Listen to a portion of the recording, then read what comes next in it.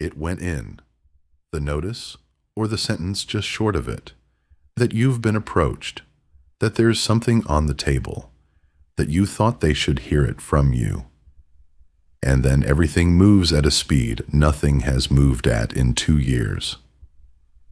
Within a day, sometimes within an hour, there is a new number. Sometimes a title comes with it. Somebody senior who has not sought you out in 14 months suggests a coffee and uses the word trajectory. And then the relief arrives, and that's the part nobody warns you about.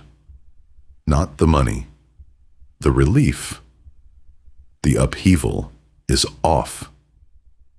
You don't have to learn a new building, or explain yourself to a fresh set of strangers, or find out on day 40 that you swapped one bad manager for a worse one. All of it canceled.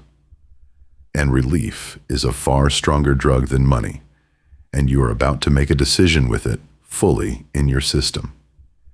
Here's what almost everyone does next, and why all 3 versions leave the actual question unasked. Then I'll tell you about a shoemaker in Rome who explains the whole thing in about 4 lines. 3 doors. The first is to take it and feel clever, and it feels like winning, because it has the shape of winning. You got the money without the upheaval. Nobody had to be brave for longer than a week, but look at what changed and what didn't. The number changed. The work is the same work. The manager is the same manager. The reason you opened the first tab is still sitting there on Monday morning, and it is now sitting there at a higher salary, which makes it very slightly harder to leave.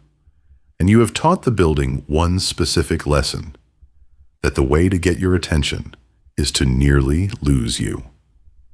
That is now the only lever you know works, and you cannot pull it twice without meaning it. The second door is to refuse it on principle. They only offered because I was leaving.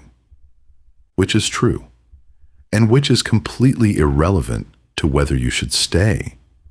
You would be letting their motive make your decision, which is door 1 wearing a better coat, because either way, the thing deciding your year is something they did, rather than something you worked out.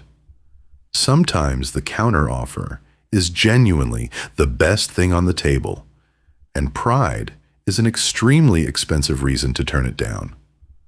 The third door is the bluff, going out and getting an offer you never intended to accept, purely to trigger the counter. It occasionally works. It also permanently changes what you are in that building.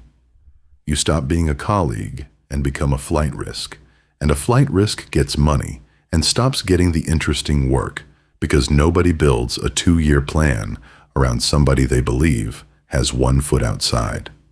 Here's the thread. All 3 treat the number as the question. The number was never the question. The number is just what arrived when you finally asked 1. Epictetus tells his students about a shoemaker, and it's the most useful 4 lines in this whole subject. His own former master, Epaphroditus, owned a shoemaker and sold him because the man was useless. No good at the work. Got rid of him. The shoemaker was bought by somebody in Caesar's household and became Caesar's shoemaker. And Epictetus says, "You should have seen how Epaphroditus honored him then. How is my good Felicio? I pray you." And if anybody asked what the master was doing, the answer was that he was in a meeting with Felicio. Nothing about the man had changed. He was the same shoemaker with the same hands. What changed was who else wanted him.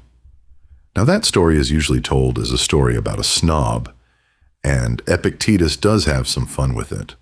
But it isn't a story about villains. And this is the part I need you to hold on to, because it decides whether this episode is any use to you. Epaphroditus was not being wicked. He was responding, extremely rationally, to the fact that the man's price had gone up. That is what a market is. Your own company is doing exactly the same thing, and there is nothing to be outraged about. The mistake is not that they behaved that way. The mistake is believing that the new number is a statement about you. Because if you believe that, you'll accept it as one. You'll feel seen at last. And being seen is worth an enormous amount to a person who has spent 2 years feeling invisible. And you'll sign. And the question you were actually about to ask will go unasked for another year. Marcus had a habit for exactly this moment. He would take a thing that was working on him and describe it flatly in plain language until it was only what it was. Roasted meat set in front of you. This is the dead body of a fish. Wine, the juice of a bunch of grapes. So describe the offer plainly. Not recognition at last and a real trajectory conversation. Try. Another year in this chair, in this building, in these meetings with these people, at a higher number. That may be a perfectly good thing to want. Plenty of people should want it. But you have to be able to say it in that voice before you can decide anything. So, 3 moves? Move 1. Ask why now, and answer it yourself before you ask anybody else. Nothing about your work changed on Thursday. You did not become better at your job between Thursday and Monday. The money existed on Wednesday, in a budget, and the case for paying it to you was as good on Wednesday as it is today. So the rate here is not set by the role. It's set by what you'll accept. And that is true almost everywhere, so it is not a reason to storm out of the building. But it tells you precisely what next year looks like. The same conversation, with the same lever, and you'll be holding a lever you've already used once. Move 2. Write down the 3 reasons you started looking, as you would have said them a month ago, before any of this happened, and mark which ones the money fixes.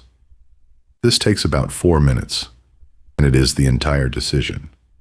If money fixes one of the 3, you now know exactly what you'd be agreeing to live with for another year. And you can decide that with your eyes open, which is a completely respectable thing to do. If money fixes none of them, you've just watched yourself get talked out of a decision you made carefully by a number that arrived in a hurry. Almost nobody does this, and the reason is the relief. The relief tells you the decision has already been made, and all that's left is the paperwork. Move 3. Ask for the thing that isn't money, and time the answer. Money is the cheapest and fastest thing a company can give you. It's one form and one approval. So if your real reasons are the scope, or the manager, or the fact that you haven't learned anything since the spring, then put one of those on the table explicitly. Name it. I'd want to own the such and such piece, and I'd want to stop doing this other thing. Then listen to how the answer comes back. A fast, specific yes, with a name and a date in it, means they were serious, and you have got something a payslip can't give you. A warm, expansive, absolutely let's shape that, means you got a raise and nothing else, and you already know what February looks like. That's the test, and it's nearly free, and it takes 1 sentence. So here's the rule. Write it down. Don't take the relief. Price the year. Because here's what's underneath this, and it isn't really about the offer. It is very nice to be wanted, especially by people who spent 2 years not mentioning it, and especially in a week when somebody else has just told you what you're worth in writing. That feeling is real, and you're allowed to enjoy it. But being wanted for a week is not the same as being valued for a year, and there is exactly one way to tell the difference, whether anything other than the number is different in March. Not whether they were sincere, not whether they meant it warmly, whether one specific thing that isn't money has actually changed by the spring. Epictetus opens his chapter on freedom by defining a free man as one who lives as he wishes to live, not one who is paid more for living the way somebody else arranged. So this week, 3 things. 1. Write the 3 reasons down, dated, before you talk to anybody else. Memory is not reliable under relief. 2. Name the one non-money thing and ask for it out loud, specifically. 3. Put a date 6 months out in your own calendar with the thing that should be true by then written next to it. You will never control what they offer, or when, or why they waited. What you always control is whether you priced the year or just took the relief. Master that, and a counteroffer stops being a thing that happens to you and becomes the 1 week all year where you can actually change the terms. If this helped, like it and subscribe. There's a new one every Tuesday, Thursday, and Saturday. And do one more thing. Send this to the person who has had a leaving lunch organized for them twice and is still sitting there. You know exactly who they are. They'll laugh and say that time was different, and then they'll go quiet and think about March. The calm reply is in the description, if you want the words for this one. 30 conversations at work written out. And watch this one next. They said no to the raise, and why you should not have left the room.